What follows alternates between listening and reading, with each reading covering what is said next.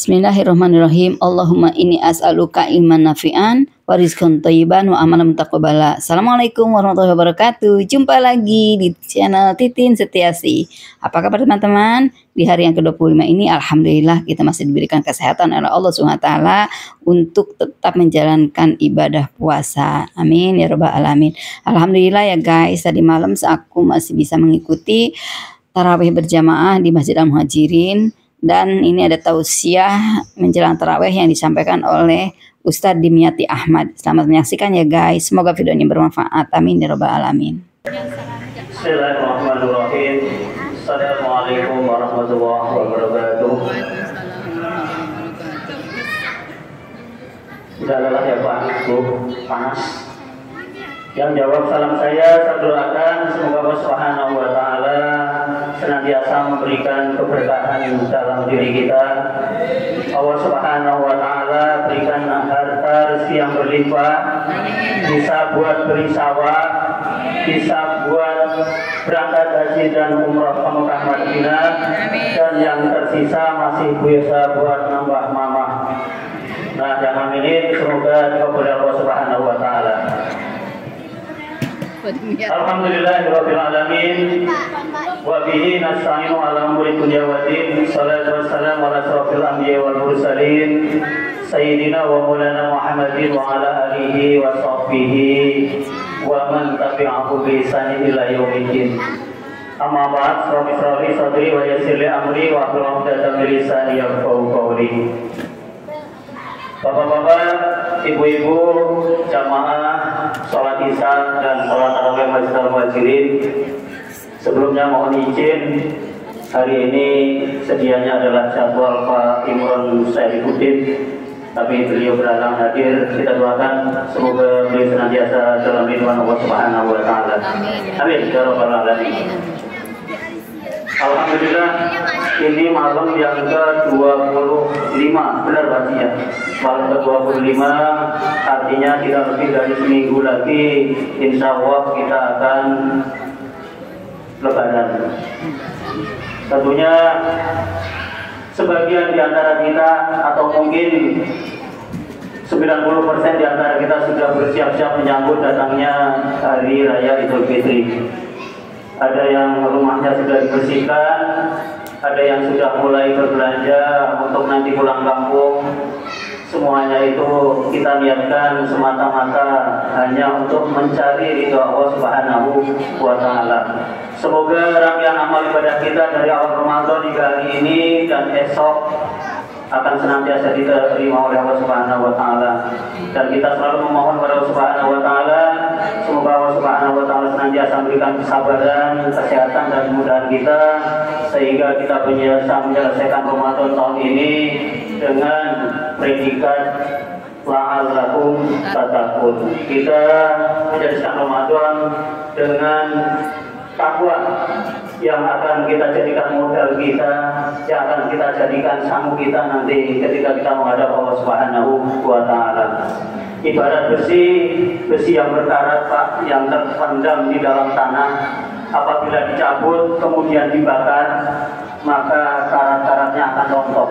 Mungkin kalau kita analogikan Ramadan ini adalah tempat pembakaran diri kita, sehingga dosa-dosa kita selama 11 bulan yang lalu dibakar di Ramadan ini, kita akan keluar Ramadan dengan output menjadi orang yang fitrah kembali suci di hadapan Allah Subhanahu wa taala. Amin ya rabbal alamin.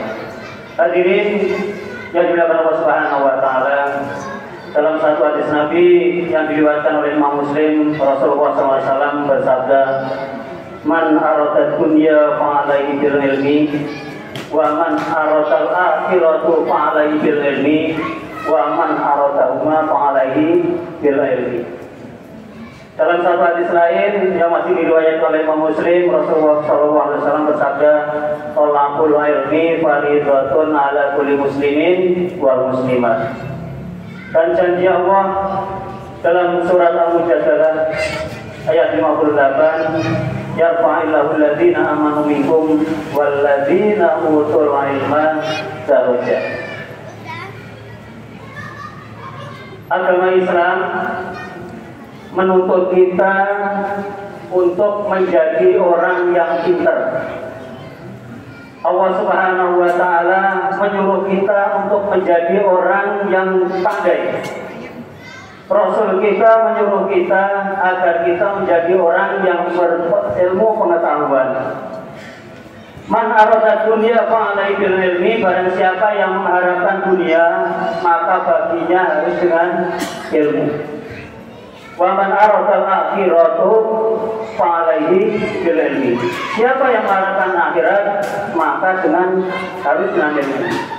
Man aradahuma fa'alaihi bil ilmi. Siapa yang mengharapkan dunia dan akhirat maka baginya pun harus dengan ilmu. Contoh simpel, kita yang mungkin dari bapak-bapak yang mohon maaf kurang berilmu pengetahuan untuk di dapur, untuk memasak.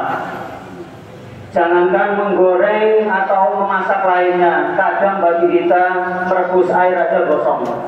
Karena apa? Kita tidak ada ilmunya. Kita berpuasa harus tahu ilmunya. Kita bersuci harus tahu ilmunya. Kita sholat pun harus tahu ilmunya. Makanya ketika kita melaksanakan satu amalan, itu pun harus tahu ilmunya. Ketika sesuatu diserahkan kepada orang yang tidak ada ilmunya, mohon maaf, diserahkan kepada orang yang bukan ahlinya, yang notabene tidak ada ilmunya, maka tunggulah bahwa sesuatu itu akan hancur. Makanya kenapa Rasulullah SAW mewajibkan kita untuk menuntut ilmu. Thalabul ilmi fardhatun 'ala kulli muslimin wal muslimat. Bahwa menuntut ilmu itu adalah fardhatun. Fardhatun itu adalah fardunya fardu ain. Makanya thalabul ilmi minal mahdi ilal lahdi. Menurut ilmu itu dari lahir sampai dengan meninggal. Makanya Pak, kita yang mungkin umur kita sudah di atas 40 tahun, 50 tahun, nggak usah malu kita untuk menuntut ilmu. Saat ini mungkin kita akan begitu mudah untuk mengakses ilmu pengetahuan. Dengan kemajuan digital, dengan kemajuan ilmu komunikasi, media sosial, banyak yang bisa kita pelajari dari situ. Akan tetapi yang perlu dan satu diingat adalah bahwa ketika kita belajar ilmu dari media sosial, dari Google yang mohon maaf gurunya sangatnya kita tidak jelas, maka lebih baik sebelum itu diamalkan dikonfirmasikan dahulu kepada orang yang lebih berkompeten di dalam ilmunya. Kadang kita main telah mentah-mentah apa yang kita baca, kita main praktekkan segelondongan apa yang kita baca. Akan tetapi dari apa yang kita pahami itu kadang mohon maaf justru malah menyesatkan. Oleh karena itu guru di sini sangat keilmuan, sangat diperlukan ketika kita akan menerapkan ilmu dalam kehidupan kita sehari-hari. Hadirin yang dimuliakan Allah Subhanahu wa Ta'ala, paling tidak ada beberapa hal yang menjadi keutamaan apabila kita menuntut ilmu. Yang pertama, seperti yang telah tadi saya bacakan, Allah berfirman, ya fa'illahu ladina amanu minkum baladina utul ilma darajat. Allah akan mengangkat di antara kalian orang-orang yang beriman dan berilmu dengan beberapa derajat. Bapak Ibu dan Allah Subhanahu wa Ta'ala, coba kita amati di sekeliling kita. Allah Subhanahu wa Ta'ala ketika mengangkat derajat orang, pertama mungkin karena jabatan, yang kedua karena harta benda, yang ketiga karena ilmunya. Pertama dan kedua, kalau kita amati, ini bersifat temporer. Artinya apa? Ketika seseorang diangkat derajatnya oleh Allah Subhanahu wa Ta'ala karena jabatan, maka ketika jabatan tidak disandang, maka dia akan kembali menjadi seperti warga biasa yang lainnya. Ketika Allah Subhanahu wa Ta'ala mengangkat derajatnya karena harta benda yang dia miliki, maka ketika Allah Subhanahu wa Ta'ala ambil harta benda itu, maka akan kembali seperti yang lainnya juga. Akan tapi ketika Allah Subhanahu wa Ta'ala mengangkat seseorang karena ilmu pengetahuannya, subhanallah, sampai dengan dia wafat, malah kadang sampai dengan dia tidak ada ilmunya akan senantiasa diterapkan oleh orang-orang sesudahnya. Ini yang Allah angkat derajatnya sehingga keilmuannya tetap akan diterapkan oleh orang-orang yang masih ada setelahnya. Kemudian yang kedua, Allah Subhanahu wa Ta'ala akan memberikan kemudahan kepada orang-orang yang mempelajari ilmu. Man salaka fihi yalmizu fihi ilman sallallahu bihi tariqan ilal jannah.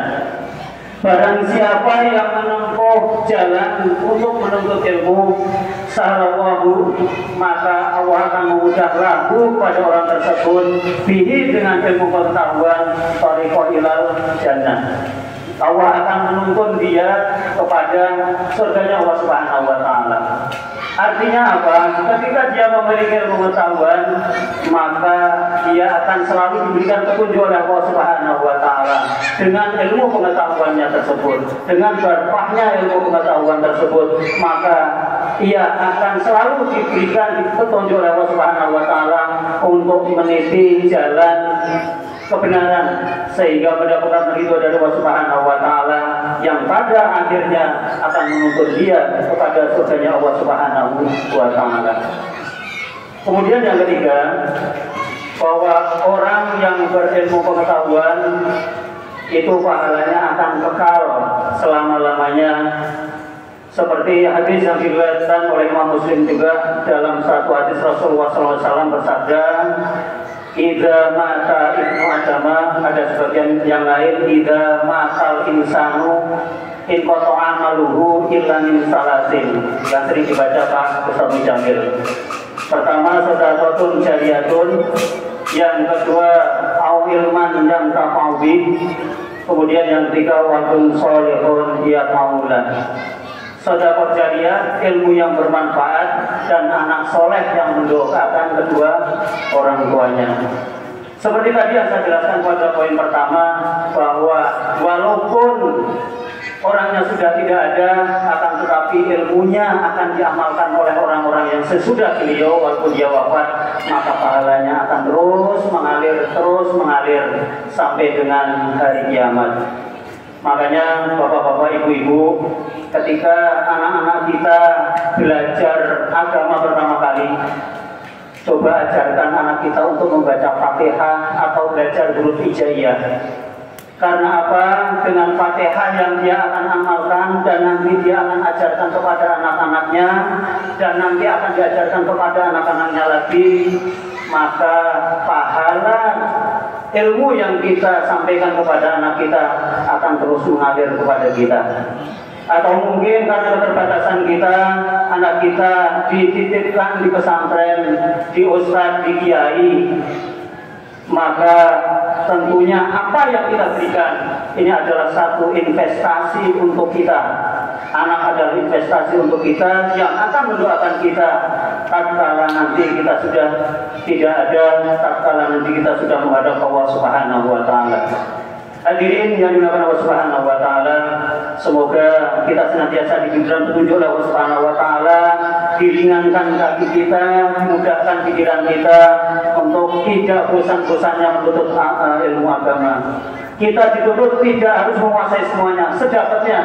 Yang penting ada usaha dari kita untuk kita mempelajari agama Allah Subhanahu wa Ta'ala yang nantinya akan kita jadikan bekal, karena ilmu adalah satu guidance, satu petunjuk bagi diri kita untuk kita beribadah kepada Allah Subhanahu wa Ta'ala, untuk kita menjalani kehidupan di dunia, bermasyarakat, bermaslahat kepada siapapun. Kita harus punya ilmu yang kita beragam, sehingga dalam kehidupan kita akan tercipta satu kehidupan tentunya yang aman, nyaman, dan penuh kedamaian.